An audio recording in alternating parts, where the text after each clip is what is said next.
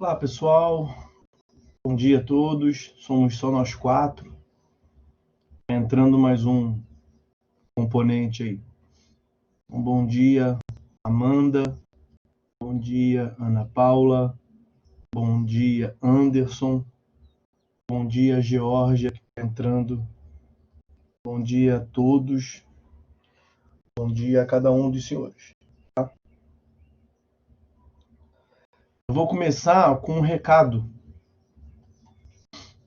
Eu vou repetir no meio da aula e no final da aula. Espera-se que o quórum venha a aumentar. Eu marquei a nossa aula de reposição, já até agendei no sistema. Está marcada para o dia 7/11, às 14 horas. É um sábado, única data que eu tenho disponível.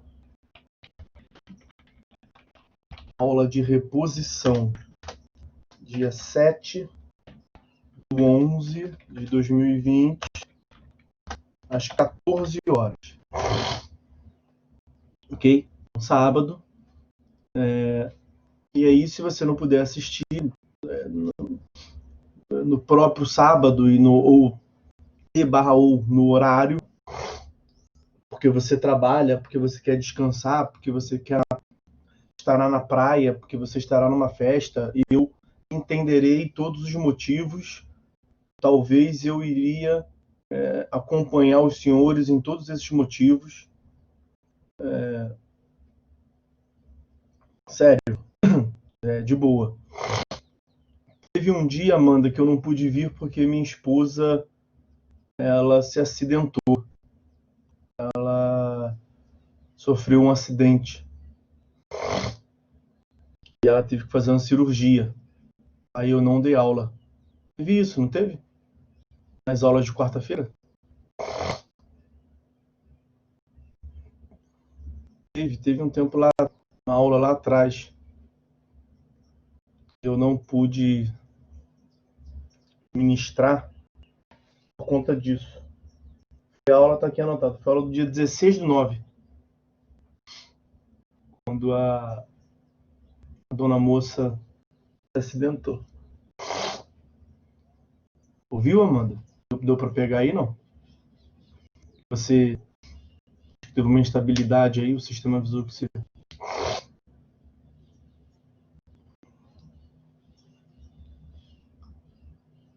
Os senhores estão me ouvindo?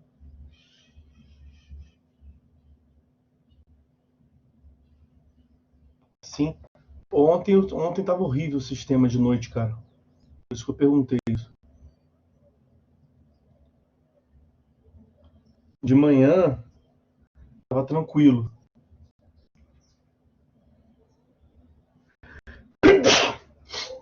Perdoe, Friburgo tá esfriando pra caramba, cara. Esse tempo quando muda, eu sempre fico... me pega. Mas,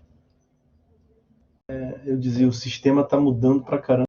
O sistema tava ontem ruim pra caramba. Foi o meu pior dia no sistema. Derrubado várias vezes. Horrível. Mas acho que foi uma instabilidade do sistema mesmo. Tava vários professores comentando. Torcer para que hoje não aconteça. Então, tá dado o recado. Está marcada a aula de reposição. Dia 7/11, às 14 horas. Nos encontraremos num belo sábado para pagar essa dívida aí e eu não ficar devendo nada para ninguém. Okay?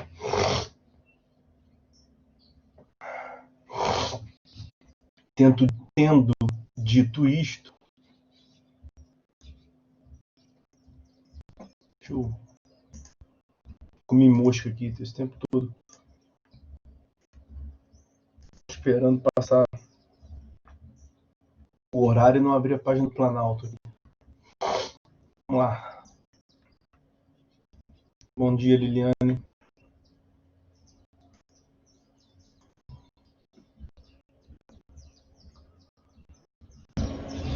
Então, meus amigos, no encontro passado, eu adiantei com os senhores, fizemos uma introdução a respeito das respostas do réu. Né? fizemos algumas considerações sobre como eram as respostas do réu no Código de 73, como ficou as respostas do réu no Código de 2015. Tinham mais modalidades avulsas no Código de 73.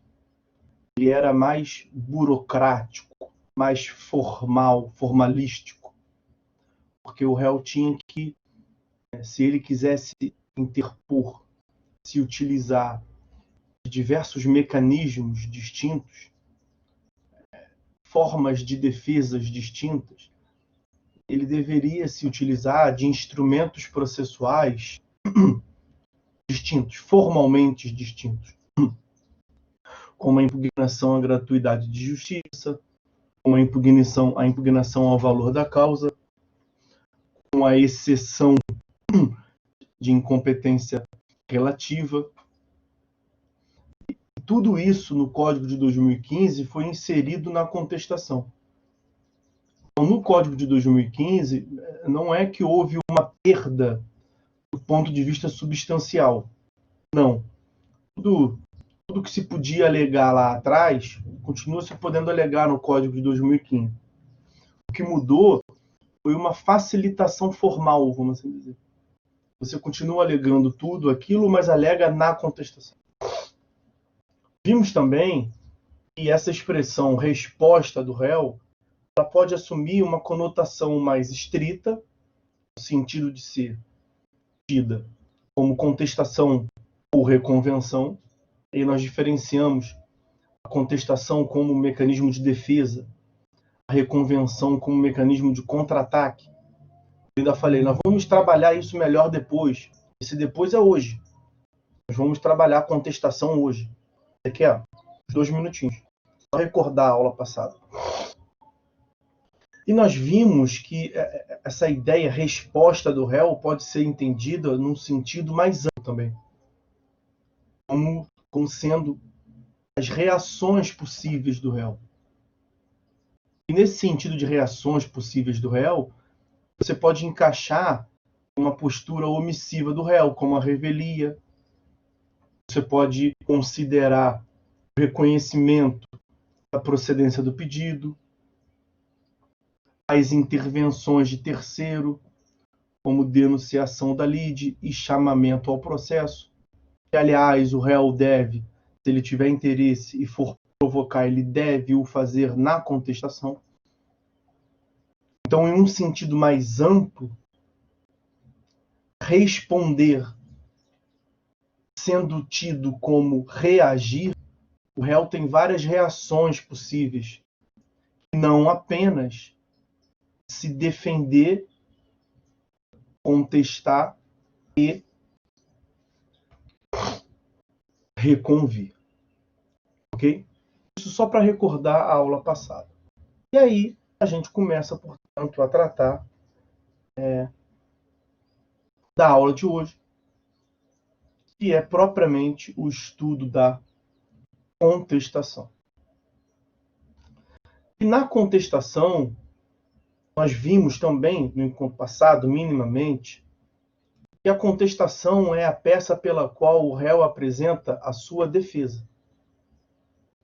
No processo civil, contestação é uma defesa. No processo civil, se defender é um ônus processual.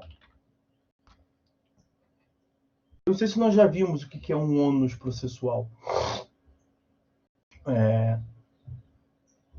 Os senhores devem se lembrar da teoria.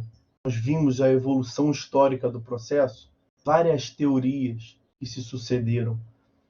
Logo depois da teoria da relação jurídica processual, de Oscar von Billow, veio a teoria da situação jurídica.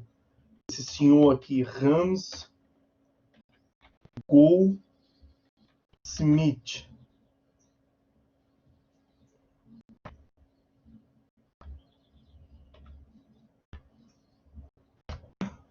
Hans Goldsmith. Escrever o nome dele é um saco. Hans Goldsmith. que é a teoria da situação jurídica. O que ele defendia? Ele defendia a natureza dinâmica da relação jurídica, pretendendo se contrapor ao Bealoff, com aquela configuração triangular da relação jurídica, parecia passar a ideia de que a relação era estática. E nós vimos que essa teoria de Ramos e Goldsmith acabou sendo incorporada pela teoria do Bealoff e tudo aí, depois a história conta. Mas o que essa teoria de Ramos e Goldsmith tem a ver com ônus processual? Ele dizia justamente que esse dinamismo, essa característica da relação jurídica ser dinâmica, é porque os sujeitos processuais se comunicam, estabelecem relações de diversas conexões distintas, diversas conexões de naturezas distintas, que pode ser deveres, poderes, faculdades, ônus, sujeições. Deveres, poderes, faculdades, ônus e sujeições. Lá eu trato mais ou menos do que significa isso. Os senhores vão se lembrar do que consiste. O artigo 7º do CPC, a questão aqui não é analisar o artigo 7º, o artigo 7º que trata da paridade de tratamento, isonomia, ao final fala do contraditório. Mas vejam que no meio da redação ele vai falar desses liames que se estabelecem entre os sujeitos processuais. Quer ver? É assegurada às partes paridade de tratamento em relação ao exercício de direito. Paridade de tratamento entre as partes, entre os sujeitos do processo, sujeitos parciais do processo, se dá em relação aos seus direitos, às suas faculdades, aos seus meios de defesa, aos seus ônus, aos seus deveres, às aplicações das sanções. São as diversas nuances, os liames que vinculam os sujeitos processuais de diversas características distintas. Competindo ao juiz é lá pelo efetivo contraditório. E o que diferencia dever de faculdade e de ônus? Dever e faculdade, fácil de você diferenciar, porque eles estão nos extremos opostos, né? Dever é uma conduta obrigatória. Você deve cumprir, está no próprio nome, sob pena de uma reprimenda, uma sanção jurídica. Tem que pagar imposto, sob pena de multa. Ponto. Parágrafo. Faculdade é trazendo para o processo civil, para não ficar no imposto, cumprir a decisão judicial, sob pena de multa. Mesma coisa. Eles verão isso lá na execução, artigo 523 e seguinte, o cumprimento de sentença. A parte é intimada, depois da sentença, trânsito em julgado, ela é intimada para cumprir a decisão num certo prazo, sob pena de multa. É um dever cumprir a decisão. A decisão é feita para ser cumprida. Faculdade, no extremo oposto, é algo que o sujeito cumpre se quiser, ao seu bel prazer. E não o fazendo, tranquilo. Não há consequência para o processo. Exemplo clássico, a nomeação de assistente técnico em uma perícia. Eles não viram perícia ainda. Nós veremos aqui, mas minimamente aqui falando. Perícia é um tipo de prova na qual o juiz nomeia um perito. Imagine uma perícia médica. O juiz vai nomear um perito, um médico. As partes podem nomear assistentes técnicos. O que são assistentes técnicos? São médicos da confiança da parte. Como se fosse, entre aspas duplas, peritos da parte. Não é isso, não é perito da parte. É assistente técnico. Mas são médicos que vão acompanhar o serviço do médico de confiança do juiz. Perito é só aquele que é da confiança do juiz. Mas o perito é um médico como um outro médico qualquer. É credenciado no tribunal e tem a confiança do juiz. É isso.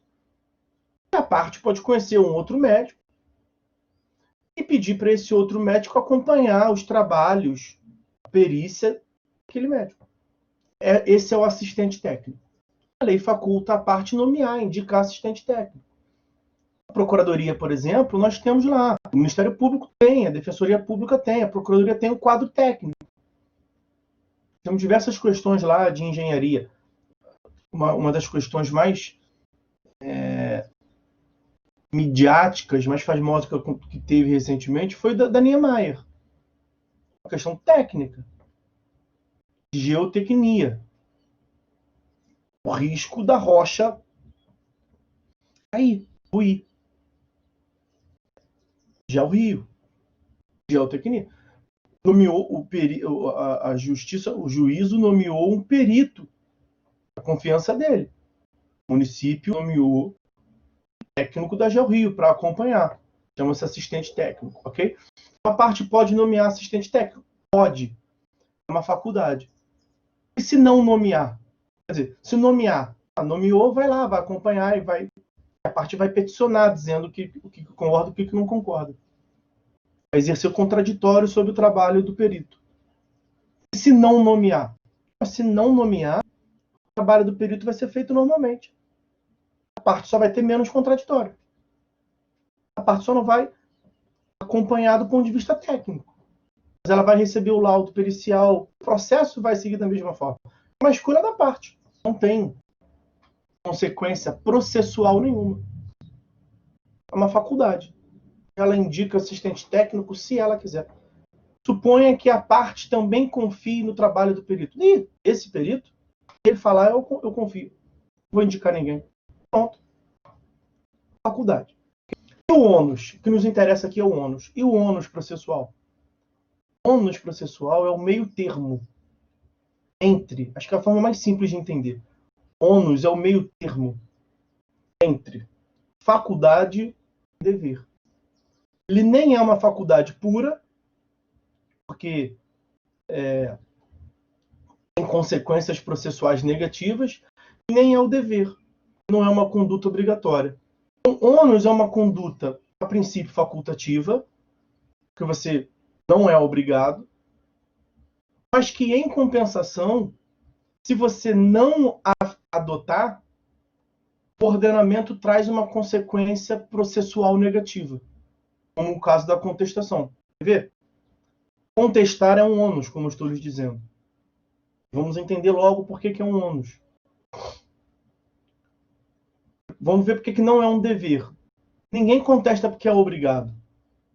A contestação está entre os artigos 335 e 342.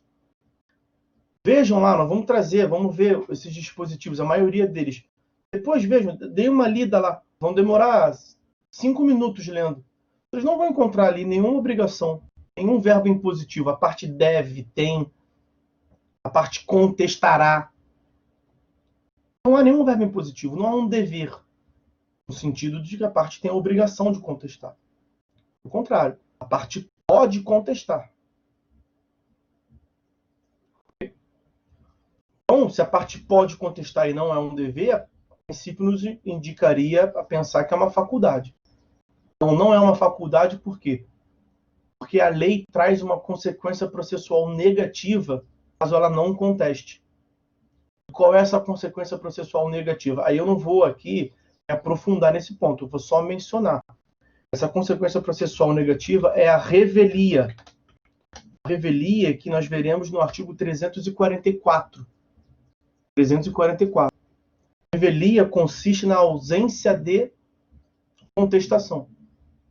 E a ausência de contestação gera alguns efeitos. Dentre esses efeitos, o principal efeito negativo é esse aqui, ó, presunção de veracidade. O juiz vai presumir que o que o autor falou é verdade. O autor veio aqui, apresentou alguns fatos, formulou alguns pedidos. A lei permitiu alguns prazos. Eu chamei as partes para tentar acordo, não foi possível. A lei atribuiu um prazo para que o réu se defendesse. Ele não se defendeu, então deve ser porque o que o autor falou é verdade, o raciocínio é esse. Há uma presunção relativa de veracidade. Então não é uma faculdade pura. Não é algo que o réu faz se quiser e se não fizer, problema nenhum. Não tem problema. É algo que ele faz se quiser, mas ele tem que saber desde logo, ele é advertido. O mandado de citação consta lá no mandado de citação a advertência que se ele não contestar, tem a pena, a consequência processual, não é bem tecnicamente uma pena, porque não é um dever, mas tem a consequência processual da revelia, que tenha como consequência a presunção de veracidade. Ok? Então, esse é um primeiro ponto importante de ver que no processo civil, contestar é um ônus. E curioso é que no processo penal, não vou me aprofundar aqui porque é outra seara, né? Mas no processo penal, como bem jurídico tutelado é de maior envergadura, né? A liberdade, eu não gosto muito de dizer que é de maior envergadura, porque no processo civil se trata de questões existenciais também, né? Mas como no processo penal trata-se da liberdade, algo caro e importante, prevalece um entendimento no sentido de exercer defesa lá, não é bem contestar, né? Mas exercer o direito de defesa técnica no processo penal, é um dever.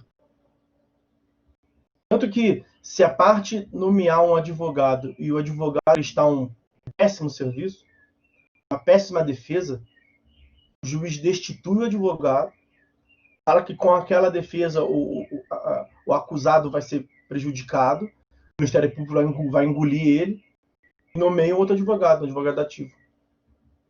No processo penal, a defesa técnica é obrigatória. É um direito intangível do acusado. É um tratamento aqui parcialmente distinto. É uma diferença clássica entre o processo civil e o processo penal. Nesse ponto. Ok? Mas o que nos importa aqui é o processo civil. No processo civil, como se trata essencialmente de questões patrimoniais e disponíveis, contestar, exercer o direito de defesa é um ônus. Okay? Esse é o primeiro dado que eu queria ver com os senhores. Pausa para o café.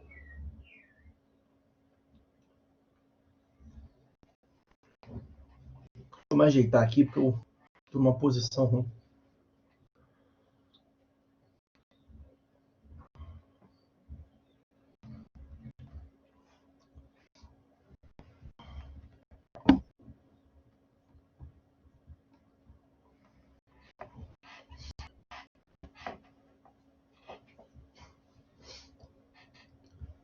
Sei não, hein? Vamos ver.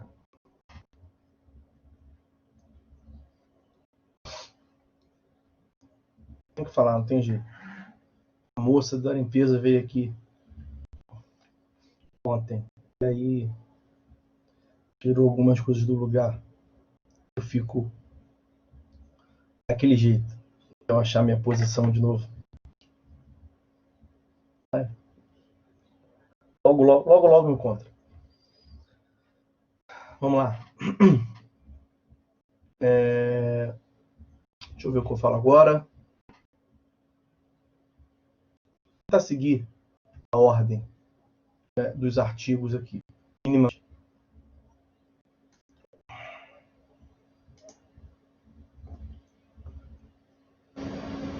Então, pessoal, avançando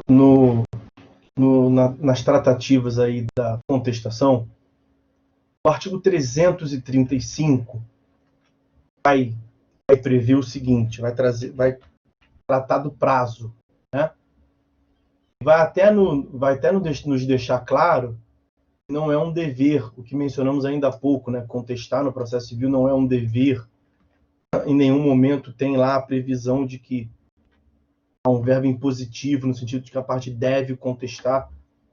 É nesse sentido que eu estou falando. Olha o que o 335 diz. Pelo contrário, o réu poderá oferecer contestação. Então dá a entender que é algo facultativo. Já vimos que não é a faculdade pura, estricto sensu, porque tem uma consequência processual negativa, que é a revelia. Isso já está visto. Quero tratar do prazo agora. Artigo 335. O réu poderá oferecer contestação por petição, então, tem que ser escrita, não pode ser oral. O réu poderá oferecer contestação por petição no prazo de 15 dias, cujo termo inicial será a da ata, tem ali as hipóteses. Então, veja, o prazo é de 15 dias. Moleza. Moleza mesmo, né? Porque o prazo no processo civil, de modo geral, é 15 dias.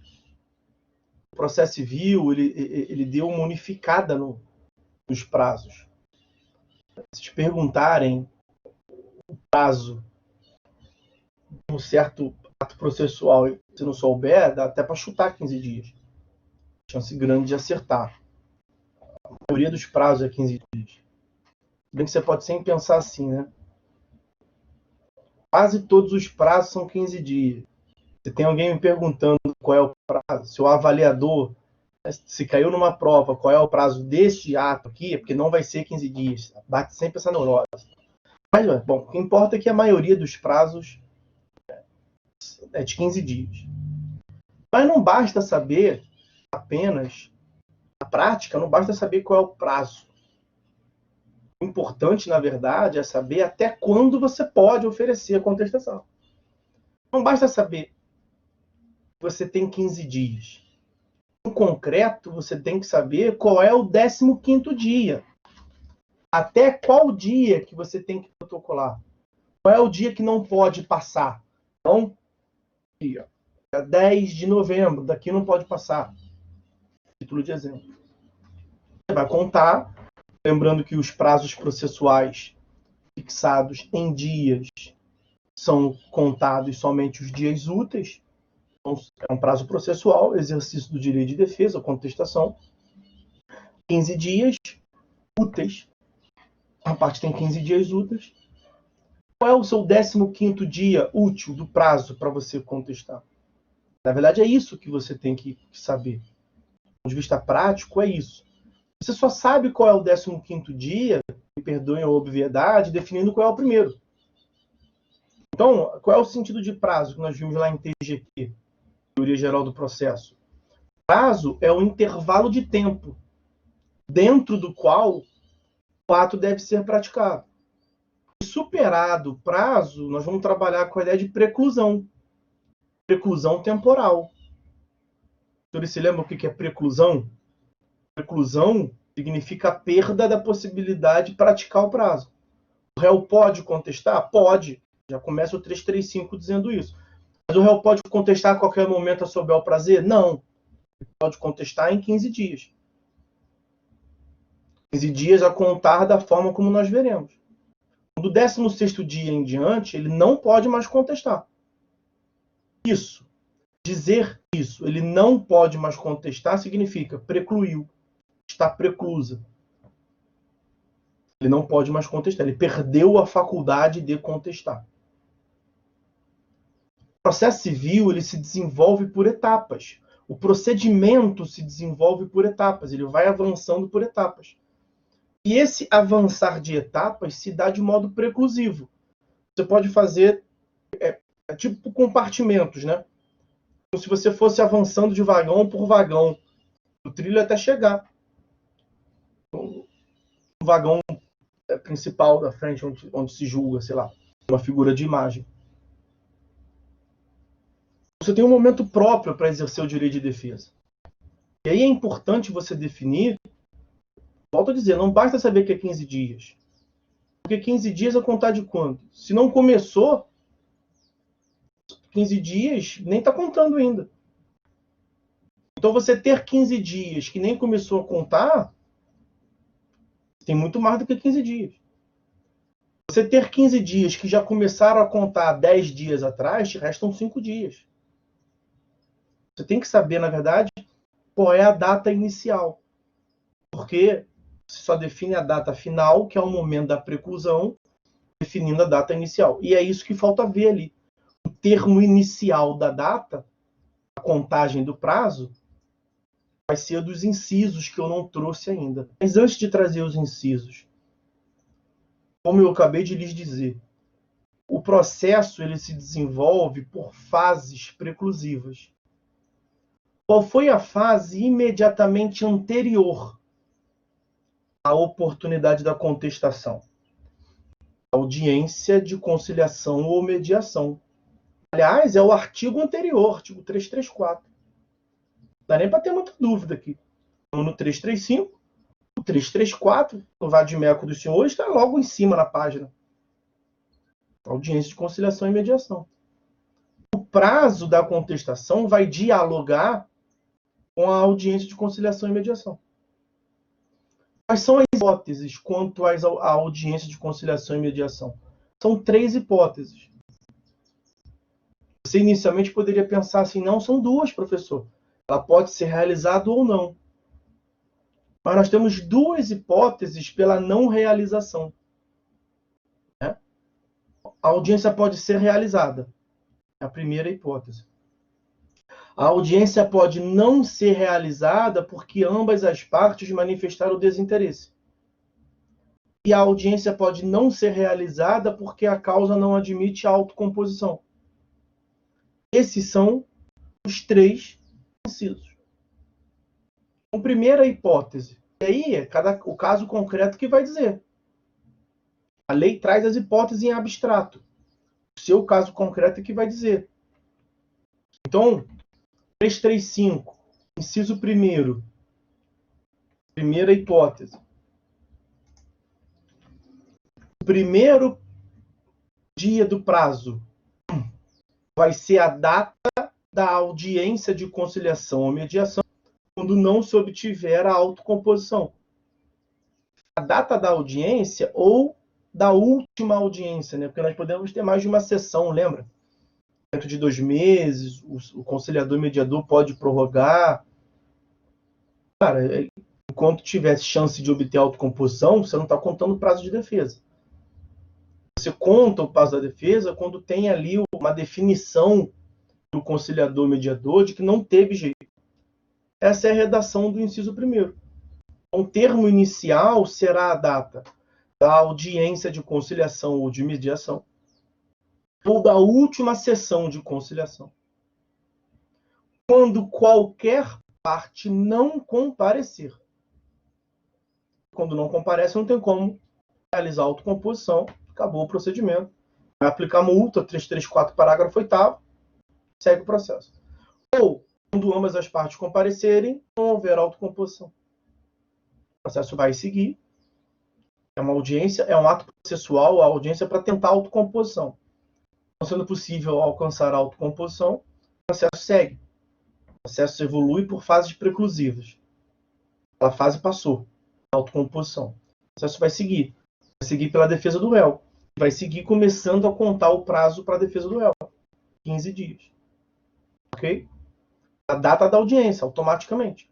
O réu sai da audiência já sabendo que no dia seguinte começa a contar 15 dias. O primeiro dia útil seguinte, né, meus amigos? Aí aqui é TGP. Se a audiência foi realizada numa sexta-feira, naturalmente que vai começar a contar de uma segunda. Ok? Inciso 2º.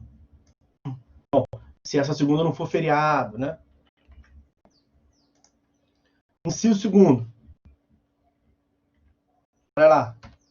É aquela segunda hipótese que eu comentei com os senhores. O primeiro dia do prazo será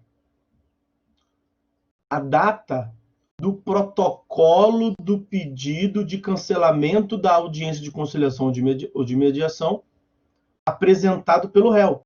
A petição do réu, pedido de cancelamento da audiência. Quando ocorrer a hipótese do 334, parágrafo 4º, inciso 1º, que nós estudamos aqui. Esse 334, parágrafo 4º, inciso 1º, e eu acho mesmo que não preciso trazer aqui, mas eu pretendo manter a humildade, mas as circunstâncias não permitem. Vou até trazer aqui, 334, difícil manter a humildade assim. 334, parágrafo 4º, inciso 1º, olha aí. A audiência não será realizada se ambas as partes manifestarem expressamente o desinteresse na composição consensual. Já falamos várias vezes aqui como é que ambas as partes manifestam desinteresse. O autor na petição inicial e aí o réu depois por petição. O parágrafo 5º do próprio 334 vai dizer isso, que o réu tem até 10 dias antes da audiência para peticionar. O réu deverá indicar, o autor deverá indicar na petição inicial seu desinteresse na composição e o réu deverá fazê-lo com petição apresentada 10 dias de antecedência contados da audiência. 10 dias para trás, o réu tem que peticionar. O autor na petição inicial falou que não tem interesse na audiência.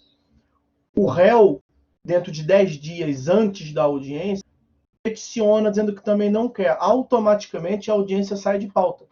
E automaticamente começa a contar o prazo do réu para ele contestar. A petição do réu manifestando desinteresse geram duas consequências processuais. Uma, tira a audiência de pauta. Duas, começa a contar o seu prazo de defesa. Então percebam que a petição do réu coloca, vamos assim dizer, a espada no seu próprio pescoço, no sentido de contagem do prazo, né? O que é de se esperar? Que o réu peticione em cima desse prazo de 10 dias, o mais perto possível. O autor, na petição inicial, disse que não quer de jeito nenhum a audiência. Nós temos um escritório de advocacia, o nosso cliente recebeu a citação e nos falou que não quer também de jeito nenhum ver aquele sujeito nem pintado de ouro, ele não quer audiência. Ele falou, doutor, e se tiver audiência, vamos passar vergonha, eu vou dar na cara dele, vai ser um caso policial. A gente até falou assim, pô, que maravilha, vamos deixar então. Vamos deixar ter audiência, pra gente ver esse barraco. Não vamos não. Vamos peticionar.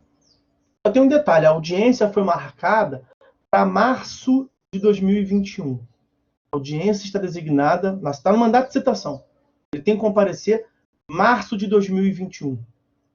Nós vamos peticionar agora, dizendo que não temos interesse na audiência? Se o fizermos, começar a contar nosso prazo para defesa, né?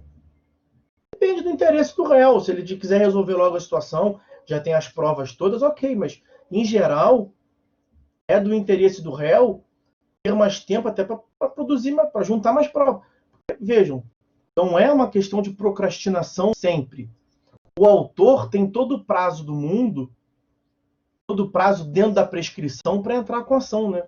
As pessoas não pensam muito nisso. Se a prescrição for de 10 anos, o autor pode entrar com a ação 9 anos e 11 meses depois. O réu pode nem lembrar daquele, nem sei direito o que é isso, nem lembro da situação. Muitas das vezes, o réu fica vendido na história. Ele tem 15 dias para contestar se o fato ocorreu semana passada ou se o fato ocorreu 10 anos para trás. É o mesmo prazo, a lei não diferencia. A gente tem que mudar. Isso é uma coisa muito importante. A gente não pode mudar, a gente não pode pensar de início que o autor é um pobre coitado que sofreu um dano, com certeza que é uma reparação, e o réu é um grandíssimo de um careta que quer sempre ganhar tempo. Não é disso que eu estou cogitando aqui. O que nós vamos naturalmente pensar? Vamos peticionar o mais para frente possível, para que o réu tenha o maior tempo possível para preparar e para que nós possamos elaborar a melhor defesa possível.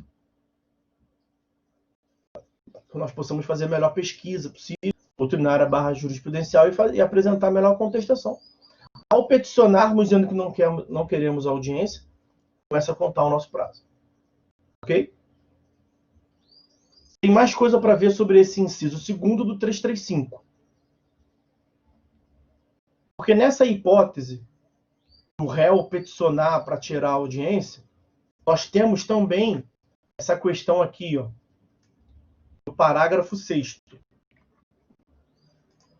Parágrafo 6º do 334. Estávamos vendo o 334, né? 334, parágrafo 6º. Havendo litisconsórcio, o desinteresse na realização da audiência deve ser manifestado por todos os litisconsortes. Então não adianta, sendo 2 réus, não adianta um peticionar. Se só um peticionar, vai ter audiência. Ok? Todos peticionar. Porque é o polo passivo como um todo que manifestar o desinteresse. Ok. Aí, voltando ao 335, o 335, parágrafo 1º, 335, parágrafo 1º, dirá: no caso de litisconsórcio passivo, ocorrendo a hipótese do artigo 334, parágrafo 6º, esse que acabamos de ver, o termo inicial previsto no inciso 2º do 335, começar a contar o prazo da contestação do protocolo da petição, termo inicial previsto no inciso 2º, será para cada um dos réus a data de apresentação de seu respectivo pedido de cancelamento da audiência. Então, o que o 335, parágrafo 1º, está dizendo é que o que precisa da manifestação do litisconsórcio como um todo, das 2 petições, para produzir efeitos, é a retirada de pauta. Mas para fins de contagem de prazo, é cada um por si, da petição de cada um, o que é uma loucura. É uma incongruência. Quer ver? Fica nesse mesmo exemplo. Nós estamos pelo réu. Nós estamos pelo réu. Mas o réu tem um litisconsorte. A audiência é marcada para março de 2021. Bastante tempo para frente. Nós chegamos à conclusão que nós não vamos peticionar agora, manifestando desinteresse. Só que o outro litisconsorte já peticionou. O autor, na petição inicial, falou que não quer. O outro litisconsorte peticionou dizendo que não quer. Ele peticionou dizendo não tenho interesse. O que acontece? Letra fria da lei. Começa a contar o prazo dele. Começa a contar o prazo dele. É o que o 335, parágrafo 1º, está dizendo. Só que acontece o seguinte, meus amigos. Começa a contar o prazo dele e 15 dias úteis para frente não chegou a audiência ainda. Então ele vai ter contestado antes da audiência. É o risco dele ter peticionado muito tempo antes. E aí aqui é uma questão que a prática vai tratar, né? Porque a grande ideia da audiência, como nós vimos, foi a audiência ser realizada antes da defesa. Esse camarada que disse que não tem interesse, se o nosso cliente mudar de interesse e falar assim, não, eu quero comparecer à audiência, a audiência vai ser realizada. Não vai ter ambas as partes dizendo que não quer. O autor falou que não quer, um litisconsorte passivo falou que não quer, aquele cara que já até contestou, e o nosso litisconsorte, nosso cliente, que é o litisconsorte passivo, falou que quer. Ou não falou nada. A audiência vai ter. E vai ser uma audiência muito provavelmente infrutífera. E um dos caras já até contestou, para que está lá, o autor. Aí nesse ponto ficou meio incongruente o sistema, mas é como está. Ok? E aí qual é a outra hipótese? A audiência não ser realizada porque não se admite autocomposição. Eu até mencionei com os senhores a hipótese da ação de improbidade administrativa. A quem entenda que não se admita autocomposição ali em razão do dano ao erário e tudo mais.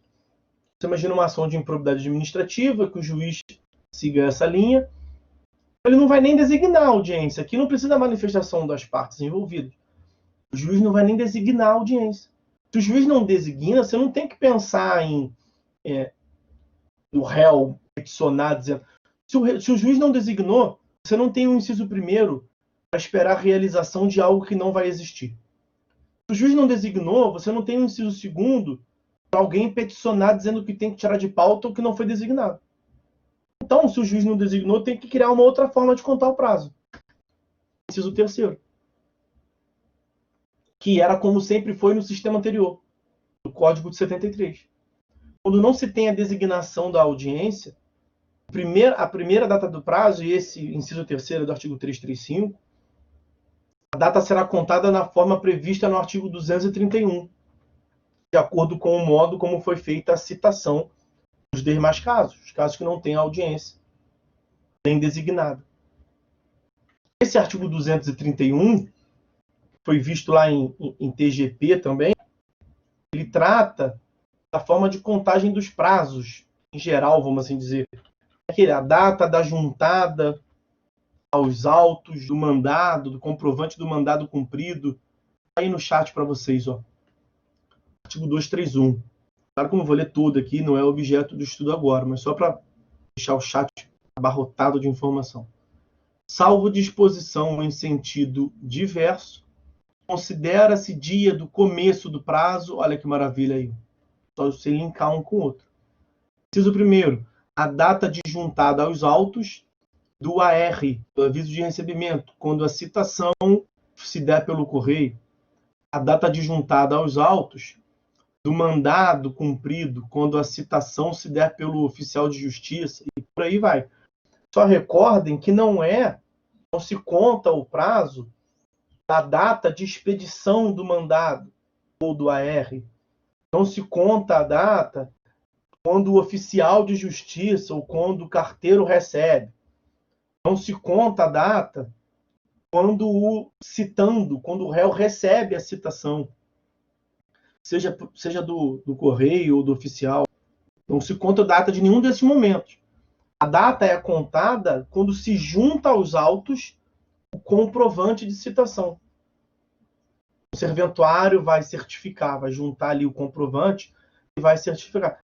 Certifico que foi juntada nessa data o comprovante dessa data. Vai constar dos autos que você vai contar o prazo de 15 dias. Ok?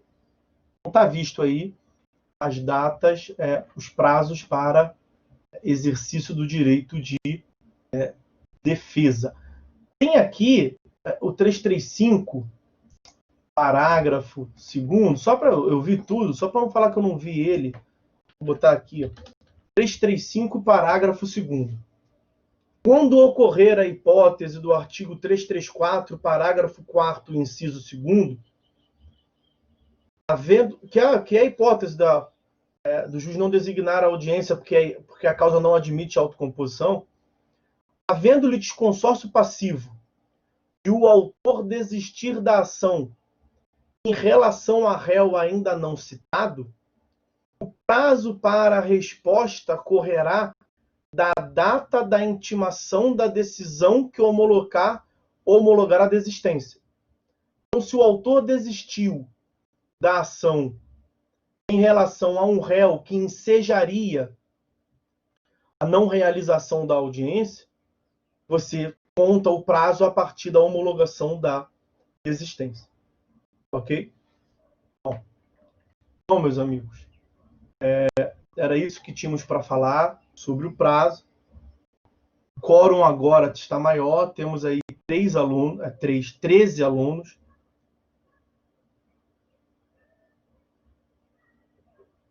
Eu quero recordar aos senhores algo que eu falei no começo do encontro para alguns colegas.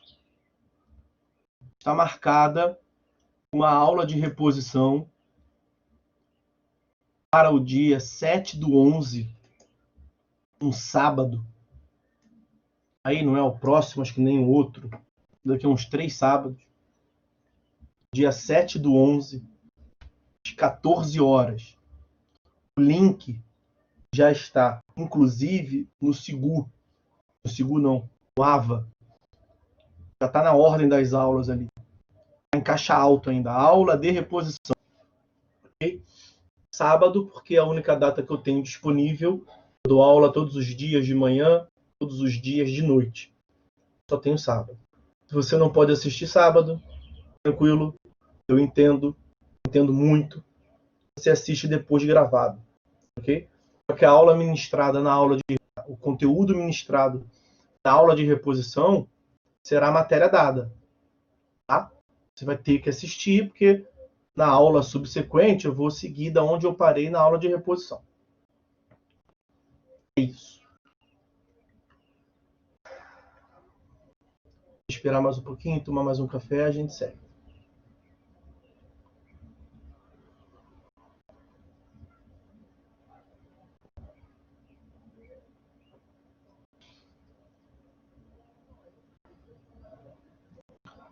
Vamos lá.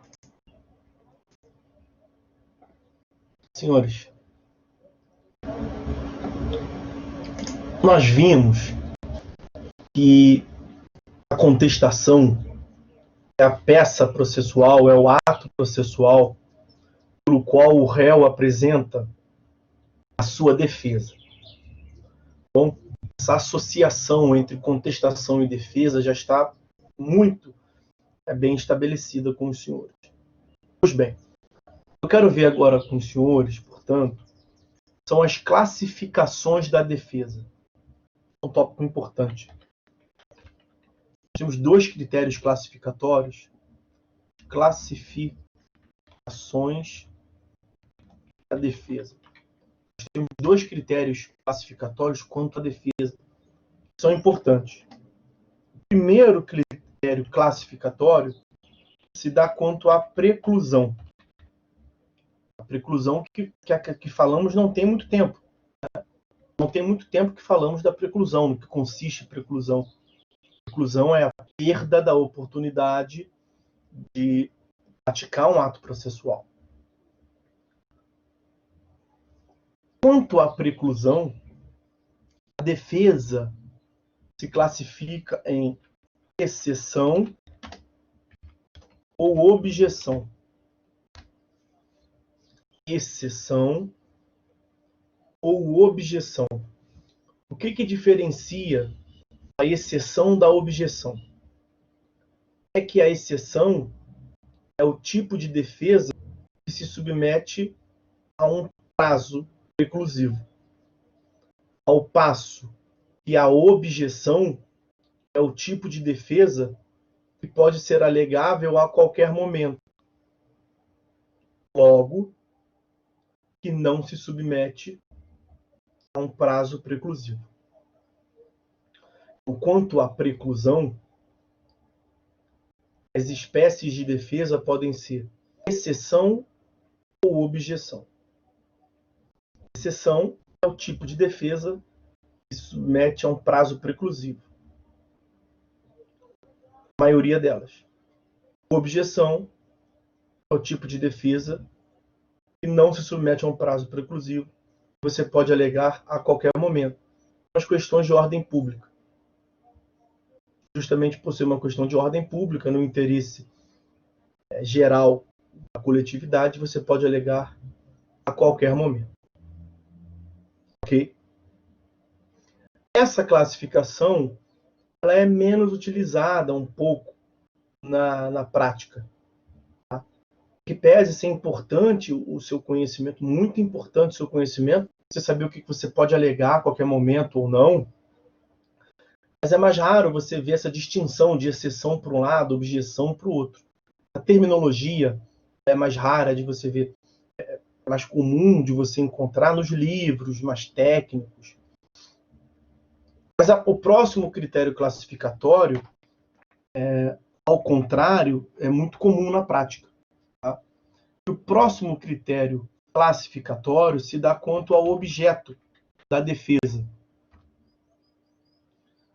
E no próximo critério classificatório, a defesa pode ser de mérito ou processual. Então, nós temos a defesa de mérito e a defesa processual. Senhores, a defesa de mérito se subdivide em defesa de mérito direta e defesa de mérito indireta.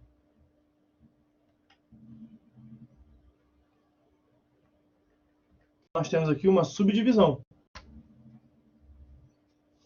Quanto ao objeto, pode ser direta ou indireta. Direta ou indireta. A direta se subdivide. Me perdoem. Quanto ao objeto, pode ser de mérito ou processual. Mérito ou processual. A de mérito se subdivide em direta ou indireta. Direta ou indireta. Ok? Defesa de mérito direta se dá quando o réu nega a existência, a ocorrência do fato constitutivo do direito do autor. A defesa de mérito direta se dá pela negativa do fato constitutivo do direito do autor.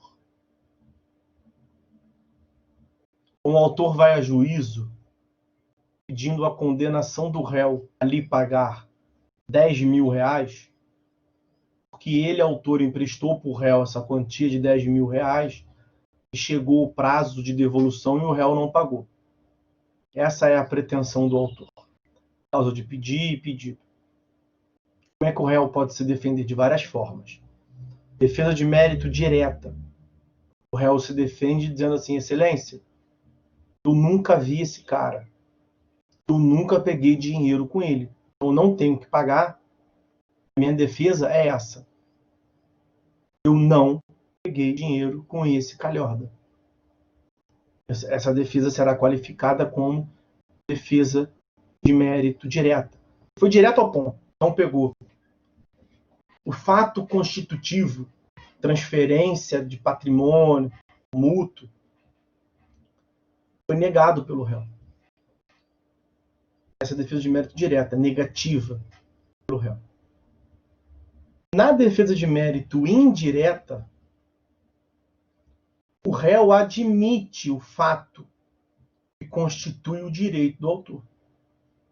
Na defesa de mérito indireta, o réu admite o fato que constitui o direito do autor. Então, no nosso exemplo, o réu diria: excelência, eu peguei dinheiro mesmo com o autor. Mas é claro que o réu não para aqui, né? Nós vimos lá atrás que uma das reações possíveis do réu até é reconhecer a procedência do pedido. Artigo 487, inciso 3º, a linha A. Reconhecimento da procedência do pedido. Mas ele não está fazendo isso aqui. Ele está se defendendo. Ninguém se defende apenas reconhecendo que a outra parte tem razão. Então não acabou a defesa de mérito indireto. Ele reconhece, ele admite a ocorrência do fato constitutivo que o autor alega. Mas ele não para por aí. Até aqui não teve defesa nenhuma, né? Ele admite: excelência, eu realmente peguei dinheiro com o autor. Mas, e aqui começa a defesa. O principal conteúdo defensivo em si, na defesa de mérito indireta, se dá pela apresentação do réu de fatos novos. Eu peguei dinheiro com o autor, excelência. É verdade, realmente, mas ele esqueceu de falar algumas coisas. Ele esqueceu de falar, por exemplo, que eu já paguei. É um fato novo. Ele falou que eu peguei dinheiro com ele em janeiro de 2020. Eu não vou negar isso não, excelência. Ele falou que estava combinado de eu lhe pagar em junho de 2020. Eu não estou negando isso não, excelência. Tudo que ele falou é verdade. Ele só esqueceu de falar que eu paguei aqui o comprovante. O fato do pagamento, o réu está trazendo. É um fato novo. O réu não nega a existência do fato que, em tese, constitui o direito do autor. Mas o réu nega que o autor tem o direito, não porque o fato não existiu, mas porque o réu está trazendo um outro fato. Um outro fato que elimina o fato o direito do autor. Então, na defesa de mérito indireta, o conteúdo da defesa se dá pela apresentação de fatos novos. E esse fato novo, na defesa de mérito indireta, pode ser de conteúdo impeditivo, modificativo ou extintivo do direito do autor. Não é um fato novo que impede o direito do autor. É um fato novo que modifica o direito do autor. É um fato novo que extingue o direito do autor. O fato novo que o réu traz, o réu, volto a dizer, a defesa de mérito indireta, o réu começa admitindo que o autor falou é, em tese, verdade. Mas a defesa do réu em si está pela apresentação de fatos novos. O autor esqueceu de falar, excelência, não sei se por esquecimento mesmo ou por safadeza.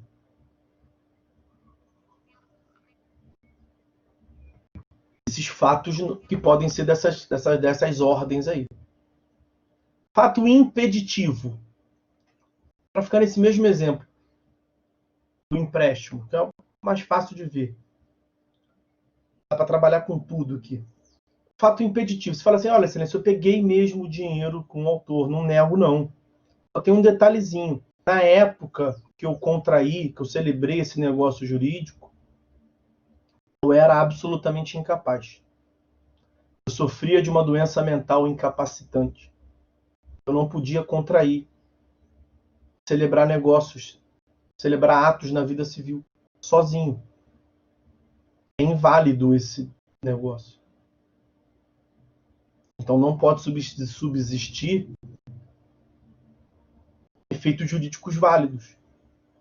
E veja, não é de boca, não. Eu tinha um tutor. Qualquer um poderia saber se passasse, corresse certidões do distribuidor. Eu era interditado. Sofria mesmo de uma doença mental incapacitante.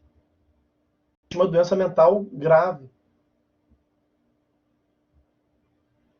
Então, é aquilo, né? Quem paga mal, paga duas vezes. Quem empresta mal, fica chupando dedo. Agora, eu recupero. Ou agora quem está me defendendo é o meu representante. Nós não queremos pagar. Esse negócio não... O que é um fato impeditivo? Quando se fala de fato impeditivo, você deve logo associar o impedimento. Impedimento no futebol mesmo. O que é um impedimento no futebol? Como é que é o impedimento? Não é a regra do impedimento, as mulheres vão ficar desesperadas, né? Não precisa saber que entre a linha do gol e o atacante tem que ter dois defensores. Não precisa saber isso. Mas como é que se dá no ponto de vista fático? Em geral, um camarada passa a bola para o outro, que empurra para o gol. Você deve, pelo menos, ter visto isso, né? A torcida comemora, o time vai lá comemorando. Às vezes até muda no placar. Hoje em dia, até vai para o meio do campo, o juiz, aí o VAR depois, volta. Estava impedido. Estava impedido, o que acontece? Você retorna ao status quo, né? Portanto, veja, é paradigmático, significativo que a bola ela é retomada da onde se deu o impedimento. E ali se deu uma infração à regra do jogo. Dali deve retornar. Tudo que aconteceu dali em diante é inválido. Para a regra do jogo, é inválido. Então, aquele passe que deu para frente, aquele drible, empurrou. Mas eu vi o cara driblando o goleiro, eu vi a bola cruzando a linha, eu vi a rede balançando. Você viu porque aconteceu. No mundo dos fatos, aquilo aconteceu. Todos nós comemoramos o gol do Brasil, realmente aconteceu. Mas para a validade do jogo, não aconteceu. Para o mundo do direito, não, essa distinção do mundo dos fatos e mundo do direito. Para a súmula do jogo, não aconteceu, aquilo foi um gol inválido. Então, no mundo dos fatos, ocorreu a transferência do dinheiro. O autor não está negando. Ocorreu a transferência do dinheiro.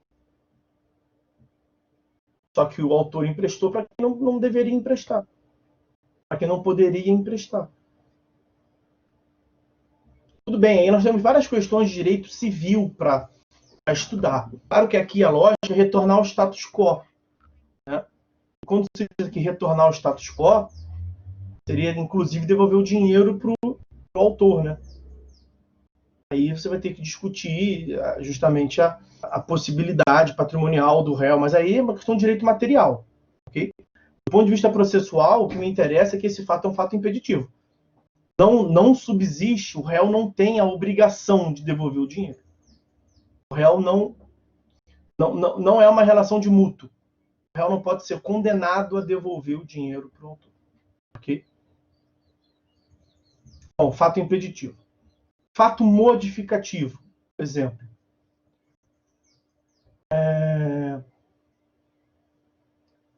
Excelência, eu peguei dinheiro emprestado com o autor. Tem um detalhe. Olha esse nosso diálogo que eu estou juntando aqui para o senhor. Troca de e-mails, troca de mensagens, correspondências, na qual nós conversamos e estabelecemos um novo pacto que modificou a nossa relação inicial. Realmente, estava ali combinado, eu ia devolver o dinheiro para ele em meados de 2020, sei lá, julho de 2020. Todos nós sabemos, é um fato notório. Teve uma crise mundial, uma pandemia, que impactou, sei lá, eu sou comerciante, excelência, impactou o meu negócio. E aí eu entrei em contato com o meu credor, com o autor, e nós repactuamos a dívida. Nós repactuamos os juros, nós repactuamos o prazo. De modo que aquela obrigação inicial foi modificada. De modo que o vencimento não é mais aquele, agora modificou. De modo que eu não devo ele mais agora, nesse momento. Ele me concedeu um novo prazo, agora está até dezembro. E eu estou separando aqui para pagar, então não entendo porque ele está me cobrando. Tem um fato novo. Um novo pacto que nós fizemos. Analise isso aí, excelência. Claro que isso vai ser levado em consideração. É um fato novo que modifica o direito. Ok? Alteração contratual de toda a ordem que seja. Fato extintivo. Principal exemplo de fato extintivo. O pagamento, né? Excelência, eu peguei mesmo dinheiro com o autor. Paguei. Então aqui. Comprovante de pagamento. Tem um recibo de quitação por parte dele, autor. Das duas, uma, excelência, é um safado, vai receber 2 vezes pelo que emprestou, ou é um desorganizado, pode acontecer, né? Às vezes acontece mesmo. O cara recebeu, só esqueceu de dar baixa no sistema e é uma grande financeira. Tem lá a quitação, mas está lá no sistema como cliente ainda devedor. Eu já paguei, o problema é dele. Me dá meus honorários, né, advocatícios. Mandou mal, desculpa, ok. Acabou o processo, mas me dá aqui meus honorários advocatícios, tudo resolvido. Um fato novo extintivo. Tá? Não é propriamente tópico daqui, não, porque estamos vendo as espécies. Então, fechamos a distinção da espécie de defesa quanto ao mérito, né? Nós vimos a defesa quanto ao objeto pode ser de mérito ou processual. Quanto ao mérito, pode ser direta ou indireta. Nós fechamos essa. A direta, defesa de mérito direta é a negativa. Defesa de mérito direta, apresentação de fatos novos. Okay? Nessa apresentação de fatos novos, é que surge uma consequência processual muito importante. Né? Não é propriamente o conteúdo da aula de hoje. Nós vamos voltar a ver isso adiante, numa outra fase do processo. Mas vejam, até um raciocínio natural. O réu tem direito ao contraditório. Obviamente. Né? Quando a gente fala em contraditório, naturalmente se associa a um pobre coitado do réu, porque um troglodita de um autor foi a juízo em face dele, vamos ouvir o réu, tadinho. Geralmente é isso que se pensa. Mas será que o autor tem direito ao contraditório? O autor também tem direito ao contraditório, com certeza. O autor tem direito ao contraditório. Nós estudamos detidamente, pontuadamente, eu já repetir para os senhores diversas vezes a importância que o contraditório tem para o processo civil contemporâneo. O contraditório participativo, o contraditório substancial. O processo civil atual é lido sobre as lentes do contraditório, da cooperação, a participação dos sujeitos processuais com a possibilidade de exercer influência no resultado final. É claro que o autor tem também direito ao contraditório. Se o autor tem direito ao contraditório, ele pode se manifestar sobre o que o réu trouxe. Mas veja, se o autor falou, eu emprestei dinheiro, e o réu falou, não emprestou não, você vai ouvir o autor sobre o que o réu falou para quê? Ele repetir, emprestei sim? Então você vai ter que ouvir o réu de novo, para ele falar, não emprestei não. O que eu estou querendo dizer com isso? Na defesa de mérito direta, o autor falou, eu emprestei. O réu falou, não emprestou, fechou o contraditório. Quanto a esse ponto, essas alegações, segue o processo. Agora, na defesa de mérito indireta, percebam, o autor falou, alegou, né? Quando eu digo falou, é a técnico para alegou. O autor alegou, eu emprestei dinheiro. O réu alegou, emprestou mesmo. Quanto à transferência de dinheiro, já teve ali, fechou o ponto. Mas o réu trouxe um fato novo. O réu falou, mas eu já paguei. Sobre o fato do réu ter pago, só o réu falou. Será que o autor tem o direito de se manifestar quanto a isso? Sim ou com certeza? Com certeza. O autor tem direito a se manifestar sobre esses fatos novos. Quando o réu inova no processo, quando o réu traz fatos novos na sua defesa, é direito do autor sobre ele se manifestar. Vai que aquele recibo é de uma outra relação jurídica. Vai que aquele recibo é falso. Vai que aquela modificação é falsa. Vai que o cara não era interdito coisa nenhuma, interditado coisa nenhuma. Claro que tem que ouvir o autor. Essa oitiva do autor sobre o que o réu trouxe de novo na sua defesa de mérito indireta é chamado na prática, a lei não utiliza esse termo, mas é chamado na prática de réplica. Réplica. A réplica do autor é a sua manifestação. Ele vai ter os mesmos 15 dias, né? Por isonomia. O réu teve 15 dias para se manifestar sobre o que o autor trouxe na petição inicial. O autor tem 15 dias, nós veremos isso. O autor tem 15 dias para se manifestar sobre o que o réu trouxe na sua contestação. Então, réplica é a oportunidade do autor se manifestar em 15 dias sobre o que o réu tenha trazido de novo na sua contestação, na sua defesa. E esse algo de novo é a defesa de mérito indireta e, eventualmente, algumas questões processuais que nós passaremos a ver já. Só questão de fazer aqui uma pausa para dar uma respirada, tomar um café. Os senhores não vão se espantar não, né?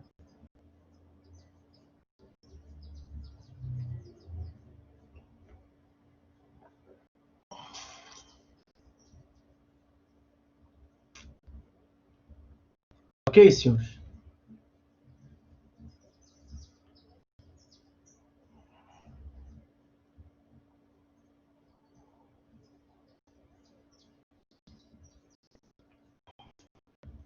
Estamos juntos?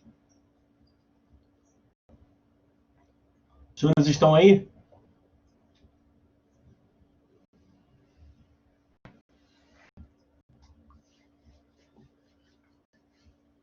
Os senhores são 10. Não digo isso da boca para fora, não. Eu sou... Uma das coisas que eu tenho até que trabalhar... Não sei nem se eu tenho que trabalhar. Eu sou muito espontâneo. Quando eu não gosto de algo, é muito fácil de perceber. Quando eu percebo que eu sou sacaneado, quando eu não gosto, eu faço até de má vontade as coisas, eu sou muito transparente.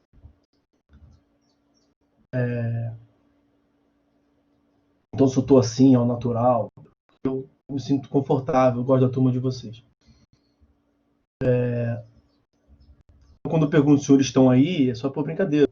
Faço ideia que pelo menos a maioria esteja. Eu não desconfio que um ou outro fique logado aí e saia, não. Por que eu estou falando isso? Teve um dia que eu terminei a aula de uma turma. Eu nem sei qual é a turma, para ser bem franco. Que eu terminei a aula da turma. E tchau, tchau, tchau, o pessoal foi saindo. E aí, geralmente, eu fecho e vou embora, né? Vou fazer outra coisa. Aí, nesse dia, eu tinha que fazer uma outra coisa no computador. Aí, eu levantei, fui ao banheiro. Quando eu voltei, a sala da turma estava ligada ainda. E era, tinha uns 10 minutos depois. Fui no banheiro, fui falar com a minha mulher. Depois eu voltei. E era aula de noite. Era o segundo tempo da noite. Então, isso era 10h30. Era 10h30. Eu voltei, era umas 10h45, uns 15 minutos depois. Pra fazer uma coisa. Fui lá embaixo também pegar minha carteira e tal. Tinha que finalizar um cadastro de alguma coisa. Algo nesse sentido. Quando eu voltei, tinha meia dúzia de alunos na sala ainda. Pô, e fica claro que o cara não tá ali assistindo, né? O cara deixou logado e tá assistindo o filme, né? Aí é feio, né? Dá vontade de pegar o nome, mas eu nem aí pra isso. Tem disso, né, cara? Tem professor que fica. Tem professor pancado com isso, com vocês? Não quero saber de nome, quero só saber se era só sim ou não. O pessoal fica perguntando se vocês estão aí, fica falando com vocês. Por exemplo, tem professor que fica sim, né? Ah, eu tô nem aí. Se o cara quiser logar e sair fora, se eu for ficar moderando, já fiquei pancado com as provas. Aí eu não tenho estrutura emocional que aguente. Eu vou ficar vendo um por um, que, por exemplo, Anderson, você tá aí? Ativa o microfone para falar. Não, o Anderson não tá. Amanda, você tá aí? Ativa o microfone se tiver. Não, Amanda não tá porra aí. Não tem condições. Tinha um que só dava prosseguimento na aula se tivesse feedback. Não, olha só, não me entendam mal. Não estou criticando não, tá? Eu acho, assim, é uma técnica, é uma técnica de forçar o cara de estar na sala de aula. É válida. Eu só estou dizendo que eu não tenho estrutura, eu não tenho saco para fazer. Tá? Não me entendam mal, eu não estou criticando o professor que eventualmente faça isso.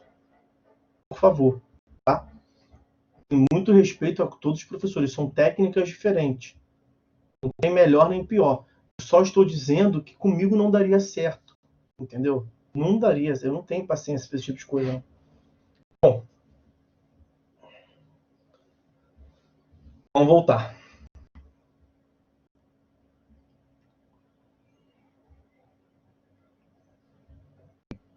Tudo que se faz para o bem. O Anderson falou assim, é compreensível. Tudo que se faz para o bem. Para o bem de vocês. É igual criar filho, cara. Imagino que a maioria de vocês não sejam pais. Né? Pela idade de vocês, eu me lembro. Tem um ou outro na turma que é um pouco mais velho, mas a maioria é jovens, né? A turma de vocês é uma turma jovem. Eu suponho que a maioria não seja pai. Vai chegar o momento de vocês, uma hora os senhores serão pais. Eu tenho 2 filhos, os senhores verão como é que a vida vai mudar. A vida não vai mudar, né? O mundo é o mesmo.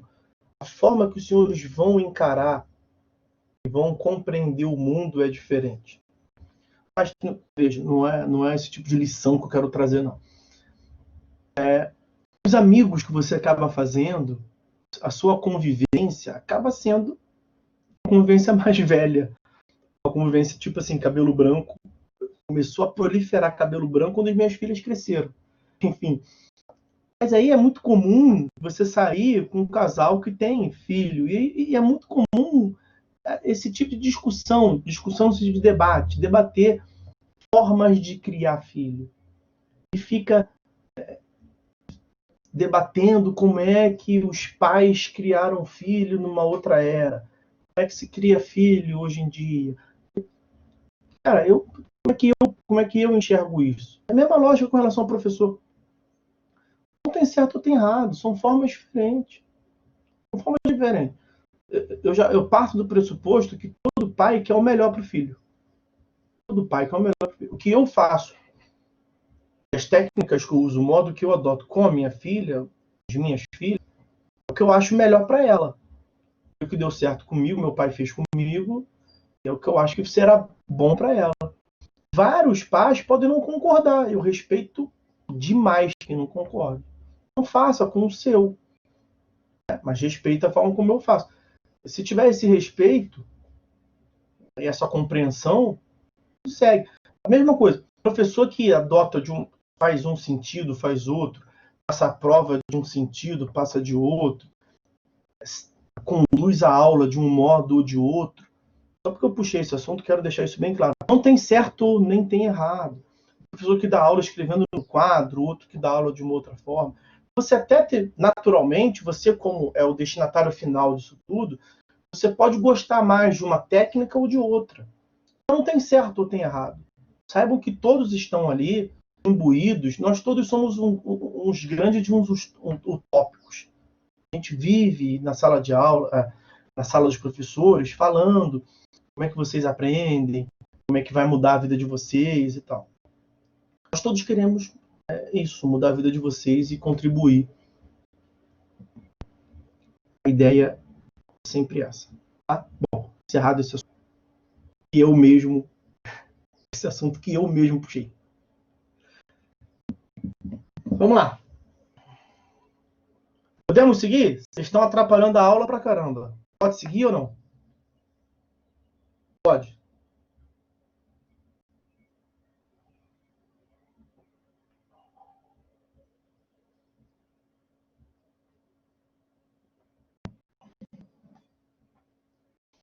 Vamos lá. Pessoal, vejam.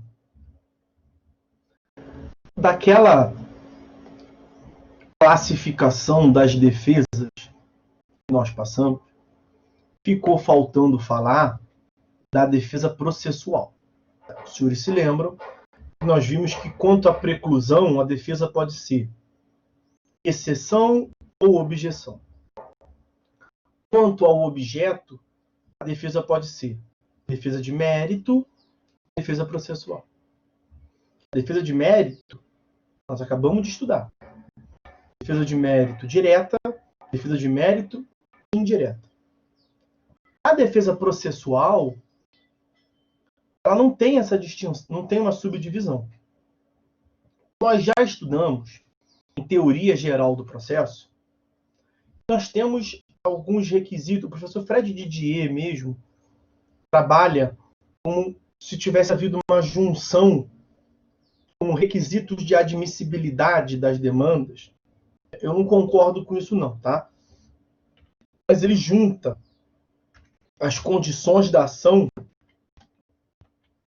e os pressupostos processuais numa categoria só. Eu ainda acho que são duas categorias distintas. Eu concordo com quase tudo com o Fred, mas nessa aqui eu não concordo não. Mas já falei algumas vezes com os senhores essa ideia aqui. Ó. Nós temos as condições da ação, nós temos os pressupostos processuais, CA, condições da ação, PP, pressupostos processuais e depois o mérito. O que quero dizer com isso? E já disse várias vezes para vocês. O juiz só chega ao mérito se ele assar de um modo satisfatório pela análise desses requisitos processuais. E aí ele chama, como são requisitos de admissibilidade. O Fred, não faz nada mais, nada menos do que juntar as duas categorias. É como se ele fizesse assim, ó. Tem um pote chamado condições da ação. Tem outro pote chamado pressupostos processuais. Ele vira tudo num pote só. Requisito de admissibilidade. O requisito de admissibilidade é a junção das duas categorias. Eu continuo separando. A doutrina majoritária continua separando. Ele não vê utilidade nessa separação de ação e processo. Eu vejo uma utilidade enorme. É porque o Fred ele é filiado. A maioria da doutrina brasileira, vocês naturalmente devem perceber, lendo o livro de processo, é filiado à corrente italiana, né? Aos autores italianos. O Fred ele é mais filiado aos autores alemães, da doutrina tedesca, germânica. Enfim, não importa. O que nos interessa aqui é que nós temos aspectos processuais. O processo só avança ao mérito se não tiver nenhum vício processual sério que impeça a análise do mérito. Nós não chegamos ainda no momento de analisar as sentenças.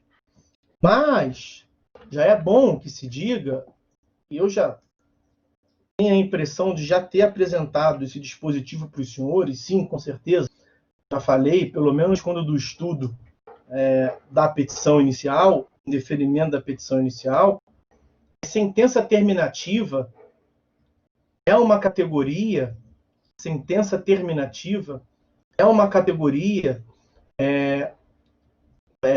sentença terminativa é uma categoria dentro da qual o juiz não analisa o mérito. Então, é quando o juiz julga extinto o processo sem analisar o mérito. Artigo 485.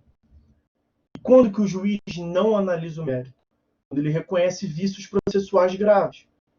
Como, por exemplo, uma petição inicial que não preenche os requisitos. Ele vai indeferir a petição inicial. Entre várias outras hipóteses. Eu não quero aqui me propor a analisar o artigo 485 como um todo, né? Mas vou trazer aqui alguns exemplos. Nós já vimos, né? O inciso 4º, que tem tudo a ver com o que nós acabamos de falar. O juiz não vai julgar o mérito quando ele verificar a ausência de pressupostos de constituição, de desenvolvimento válido e regular do processo, pressupostos processuais. Inciso 5º do artigo 485, o juiz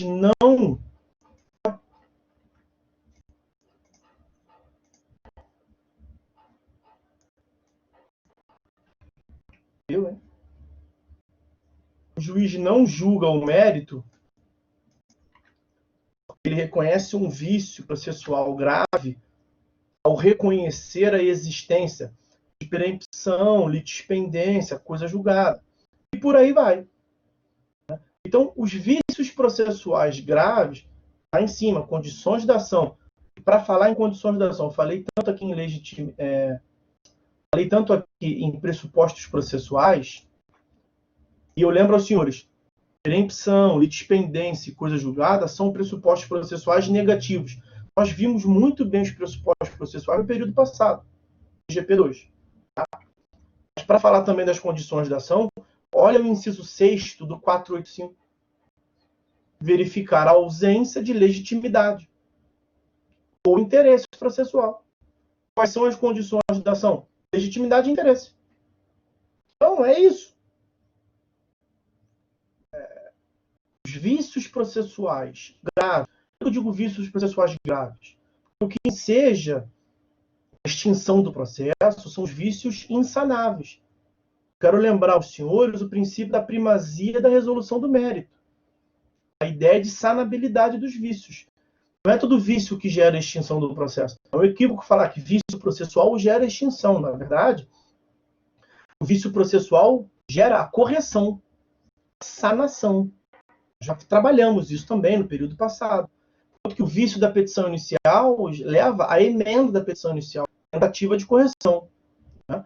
São os vícios processuais graves, portanto, os vícios insanáveis que levam à extinção do processo. Então, veja, se o réu reputar a ocorrência de um vício processual grave, será que ele pode alegar? Nós vimos aqui do ponto de vista geral, recordamos, fizemos uma base quanto aos vícios processuais para recordar. Agora você se coloca na posição de advogado do réu. Será que você vai poder alegar um vício processual para acabar com o processo e prejudicar o autor? Claro. Né? E isso está representado no artigo 337 do CPC. Artigo 337 do CPC. Eu vou por hora trazer apenas o caput do 337. Ele prevê assim: ó. Incumbe ao réu, antes de discutir o mérito, alegar. Olha como é que está lá em cima. Vou pegar novamente. Antes de discutir o mérito. Porque as questões processuais são antecedentes ao mérito. O juiz só analisa o mérito se estiver tudo ok com o processo. As condições da ação, os pressupostos processuais estão ok? O mérito vai ser analisado no processo. O processo é um instrumento para permitir a análise do mérito. Então, antes de analisar o mérito, nós vamos primeiro ver, o processo está ok? Condições da ação, os pressupostos processuais, está tudo ok? Tudo ok. Então, passa para a análise do mérito. Se não estiver ok, tenta corrigir. Não tem correção, então não pode analisar o mérito. Um vício processual grave. Então, claro que o réu, percebendo um desses vícios processuais graves, ele pode alegar. Ele vai alegar antes de discutir o mérito, porque se é, do ponto de vista processual, uma análise que o juiz faz antes de analisar o mérito, o réu também, por uma questão lógica, deve, na contestação, apresentar antes. Então, na contestação, a estruturação, os senhores terão aula de prática, né? Porém, os senhores verão que na contestação, primeiro, você vai qualificar as partes como algo comum. Primeiro você trata das questões processuais, depois você trata do direito material, das questões meritórias. Essa tratativa das questões processuais, em primeiro lugar, na prática se chama, de um modo geral, como sendo as questões preliminares. São as questões preliminares. Os senhores vão ouvir falar demais dessa expressão. Questões preliminares. São as preliminares. Não é a preliminar que você pode estar pensando, não. As preliminares são outras preliminares. Questões preliminares. Preliminares em sentido processual está associado ao artigo 337.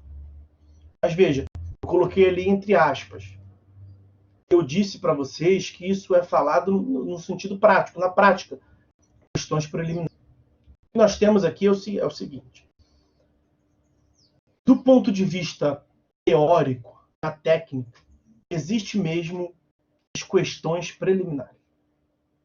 Só que, tecnicamente, questões preliminares são aquelas que impedem a análise do mérito.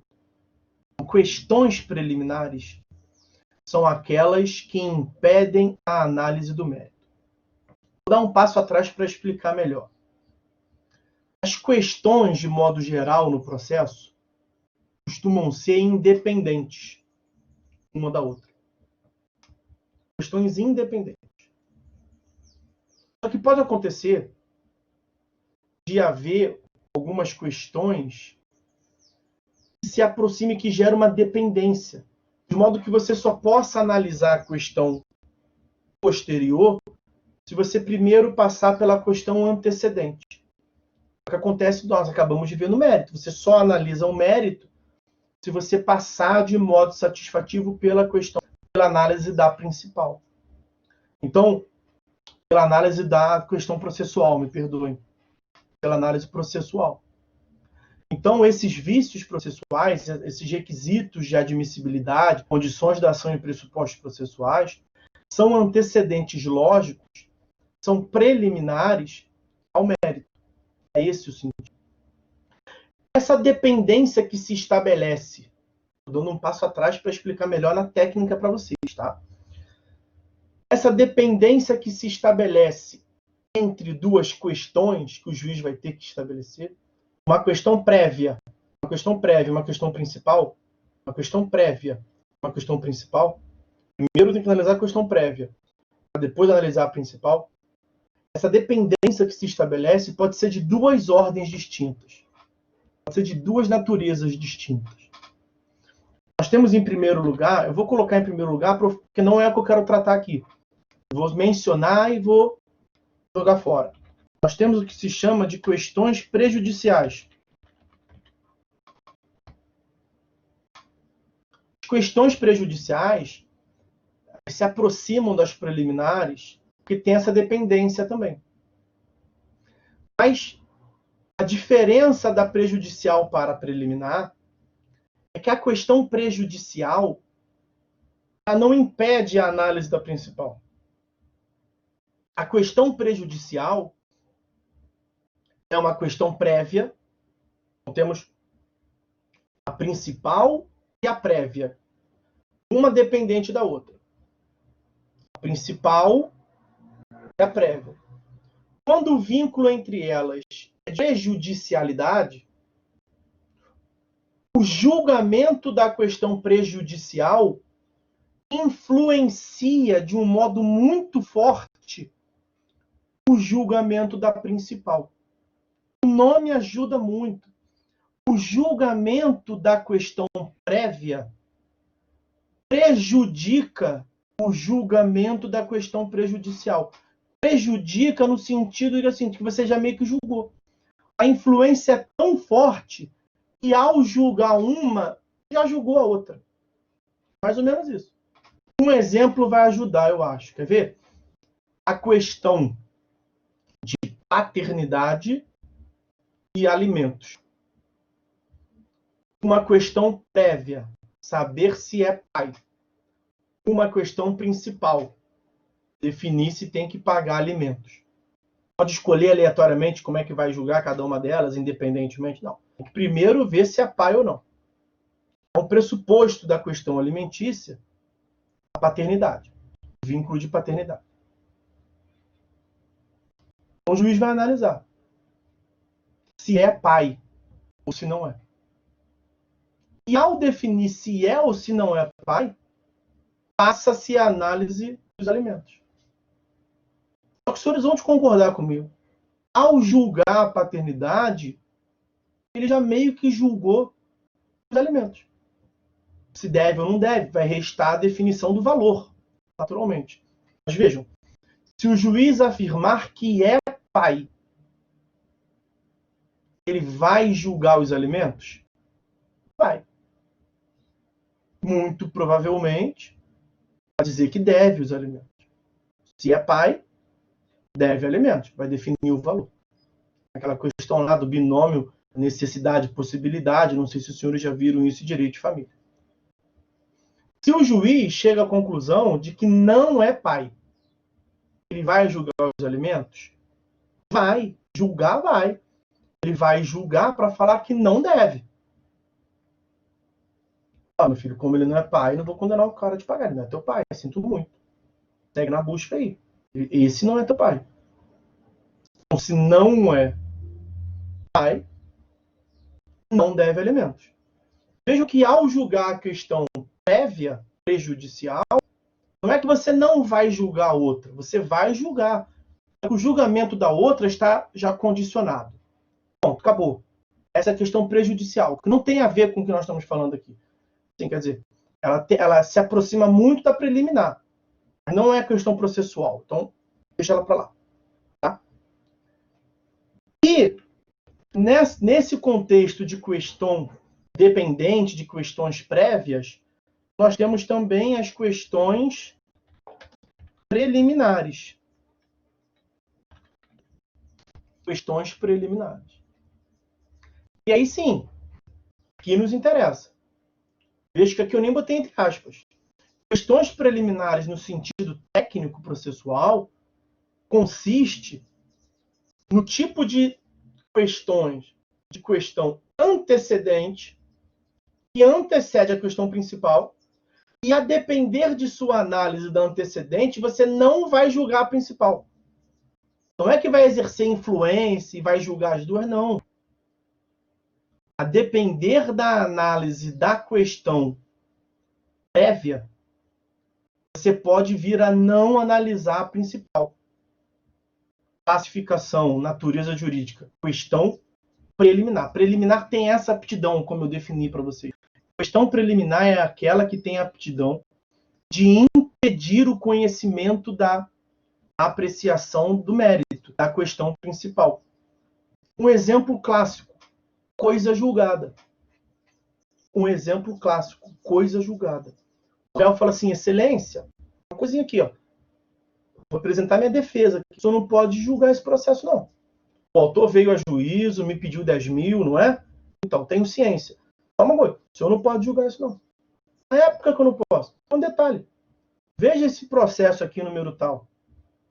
Em 2 anos atrás, um coleguinha do senhor, um outro juiz, julgou esse mesmo pedido, desse mesmo autor, euzinho mesmo, esse mesmo réu, em relação a esse mesmo fato, com esse mesmo pedido.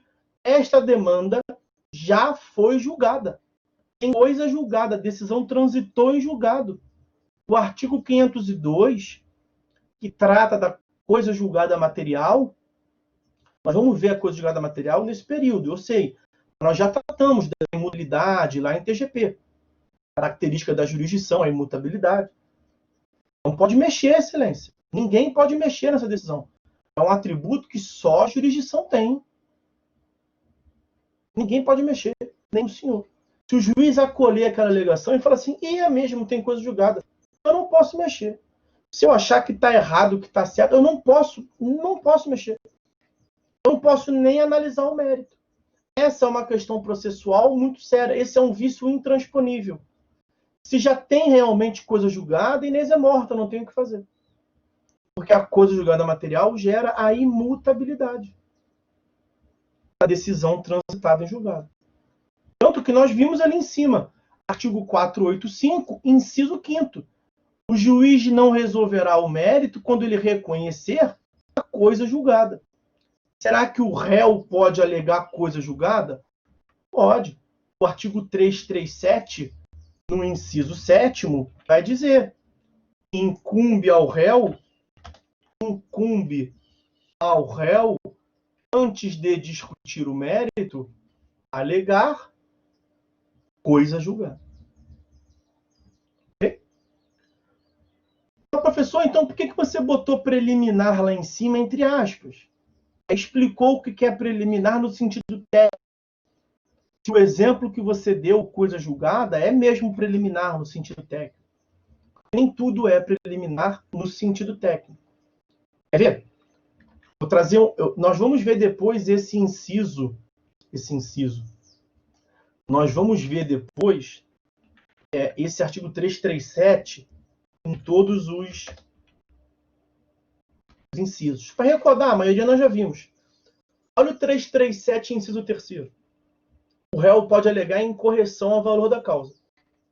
Aí o réu fala assim, excelência, o cara está me pedindo 10 mil reais, lembra? Foi o exemplo o tempo todo na aula. Olha o valor da causa que ele botou, R$1.000, excelência. É um malandrão, né? É para pagar custas a menor, excelência.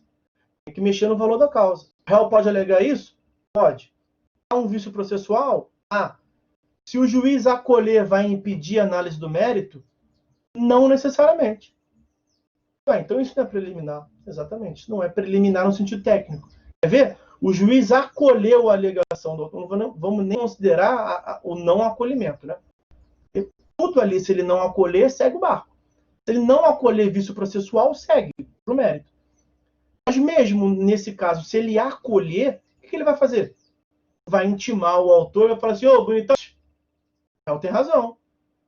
Está pedindo 10 mil, o cartório não percebeu, nem eu, que você botou 1.000.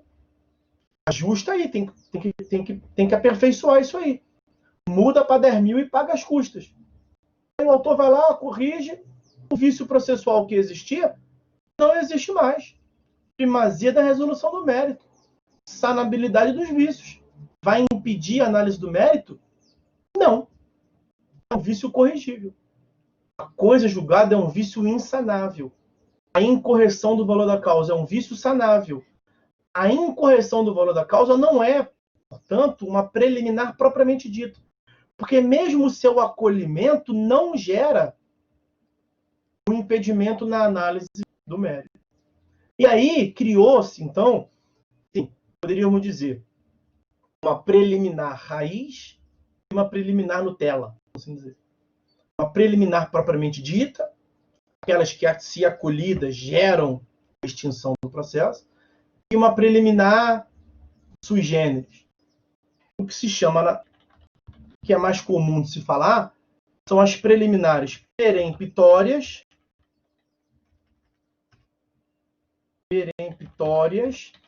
Preliminares peremptórias são aquelas que não têm conversa, preliminar raiz, acabou, coisa julgada, por exemplo. E temos as preliminares dilatórias. Preliminar dilatória é dizer que é preliminar mais ou menos. Preliminar que não é preliminar. É preliminar que não é no sentido técnico. É o que se chama na prática de preliminar, mas é uma preliminar que tem a finalidade de dilatar o processo, de procrastinar o processo, em correção do valor da causa.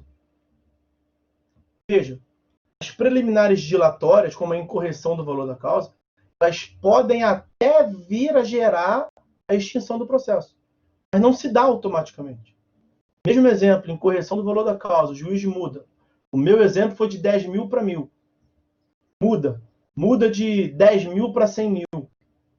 Aí a diferença é muito grande, né? Aí o autor fala assim, não, mas aí eu vou ter que recolher muitas custas. Aí o autor vira para o advogado dele e fala assim, não, deixa isso aí quieto. Não mexe nas custas não, que eu morri, deixa para lá, deixa o processo acabar. Se o autor não corrigir o valor, aí vai gerar a extinção do processo. Mas não é diretamente pela alegação do réu, é pela conduta do autor de não corrigir. Uma preliminar dilatória. Que ela não gera automaticamente. Ela pode vir a gerar pelo não atendimento do autor. Ok? Então, preliminar peremptória, preliminar dilatória. Nós vamos tratar na próxima aula desse artigo 337. Nós temos ainda um tempinho. Para fechar aqui, nós já tratamos do artigo 335, já adiantamos aqui o artigo 336, vimos que existem várias espécies de defesa. Olha aqui o que prevê o artigo 336, que está na meiuca ali, deixar de analisar ele não compensa, né? 336. Incumbe ao réu alegar na contestação toda a matéria de defesa, expondo as razões de fato e de direito com que impugna o pedido do autor, especificando as provas que pretende produzir. As provas que pretende produzir se aproxima muito com o que nós vimos em relação ao autor, né? Ali estimula, induz para que as partes antecipem o máximo que elas quiserem com relação às provas que vão produzir, mas muitas das vezes não é possível. Você não sabe o que é outra. O réu trouxe fato novo, defesa de mérito indireta. Nós estudamos. O réu alegou, por exemplo, o réu é o pagamento. Ele não sabe se a outra parte vai controverter ou vai reconhecer. E os fatos incontroversos não demandam de prova.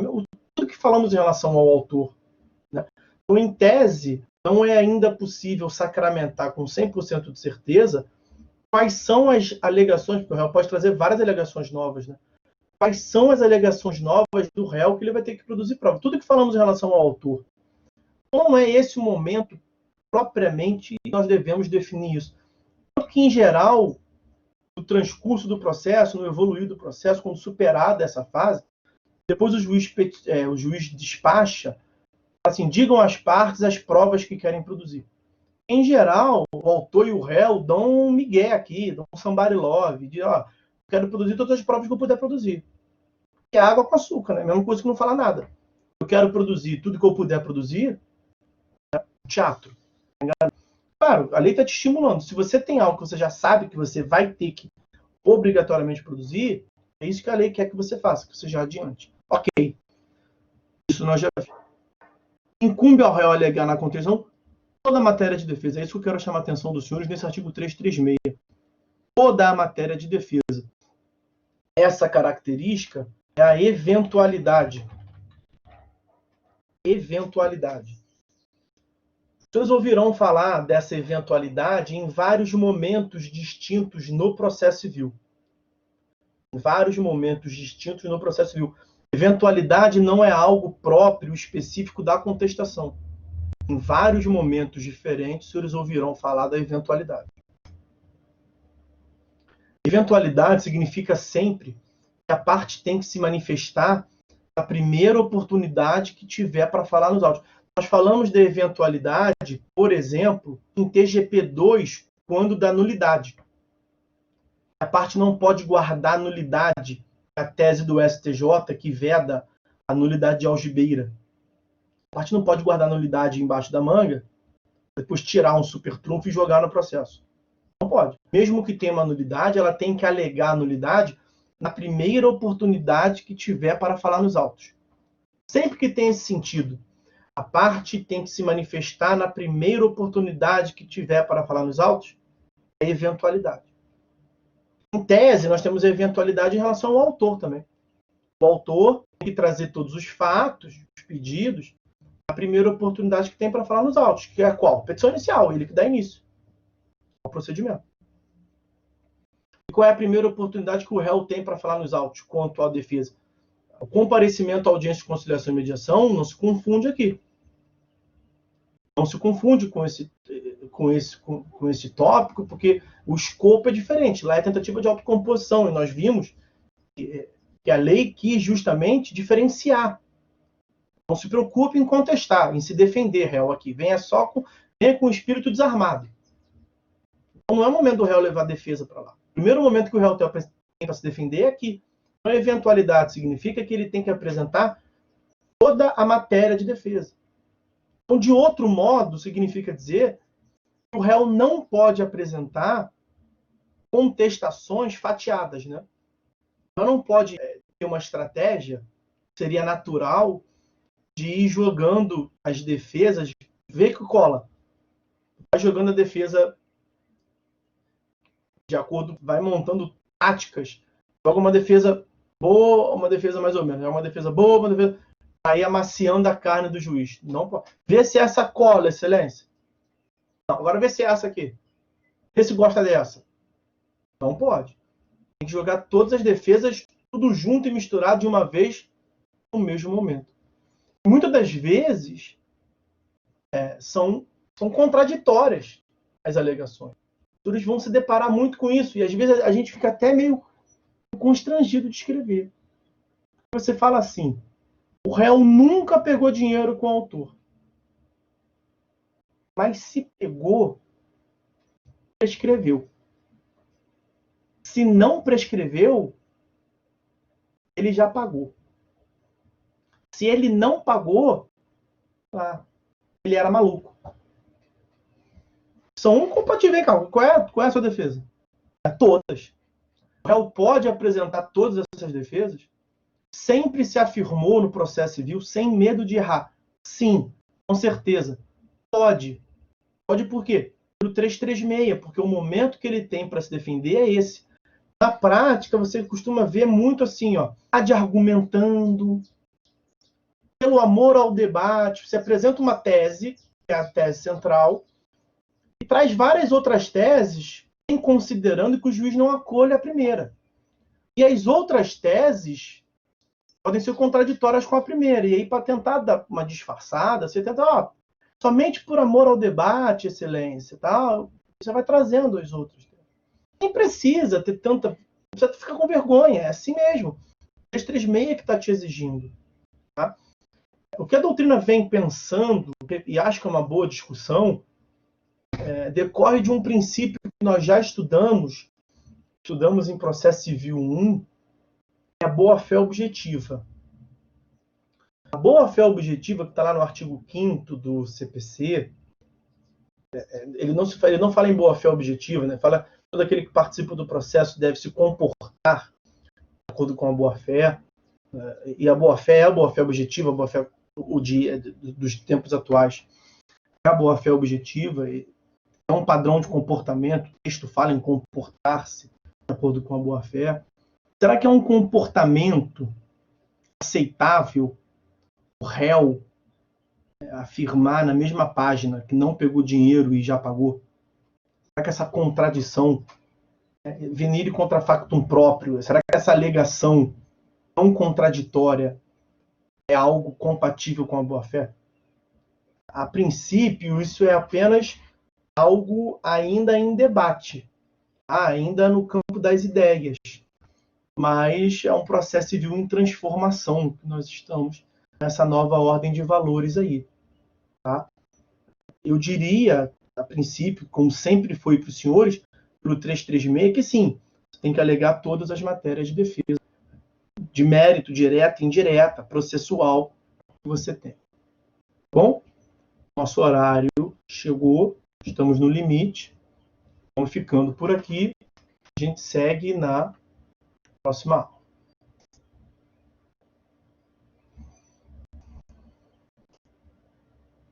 Só recordando a nossa aula de reposição, tá, meus amigos? Está marcado no sistema, dia 7/11, 14 horas. Eu vou lembrar os senhores em outras oportunidades também. Um abraço, fiquem todos com Deus. Vou interromper a gravação aqui.